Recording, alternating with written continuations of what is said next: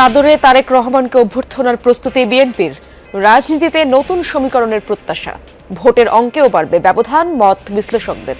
প্রত্যক্ষ উপস্থিত থাকা দুটার মধ্যে অনেক আকাশ পাতাল তফাৎ আছে। তারেক রহমানের সশরীরে উপস্থিতি বিএনপির জন্য একটা অনেক বড় প্লাস পয়েন্ট হিসাবে দাঁড়াবে। সুদানের সন্ত্রাসী হামলায় নিহত 6 বীর সেনা সদস্যের জানাজা আজ। সেনানিবাসে আনুষ্ঠানিকতা শেষে পাঠানো হবে নিজ নিজ ঠিকানায়, হবে রাষ্ট্রীয় মর্যাদায় দাফন।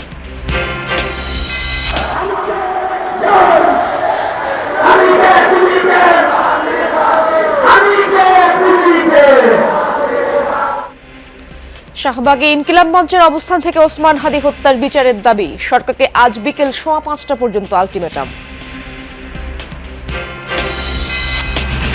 ময়মনসিংহের ভালুকায় গুজবের বলি দীপু চন্দ্র, এখনো প্রমাণ মেলেনি ধর্ম অবমাননার। উত্তেজিত জনতার হাতে তুলে দিয়েছিল কারখানা কর্তৃপক্ষ। অবমাননা কি কথা বলছে, মানে ওরকম কিছু জানি না, কিন্তু অপমানই করছে।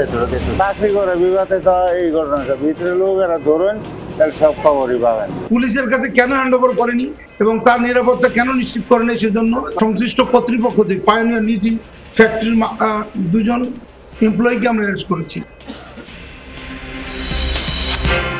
চট্টগ্রাম রেল স্টেশনে 5 মাস ধরে অচল অত্যাধুনিক স্ক্যানার। বন্ধ মাদক, অস্ত্র ও অবৈধ পণ্য পরীক্ষা, নিরাপত্তা ঝুঁকিতে যাত্রীরা।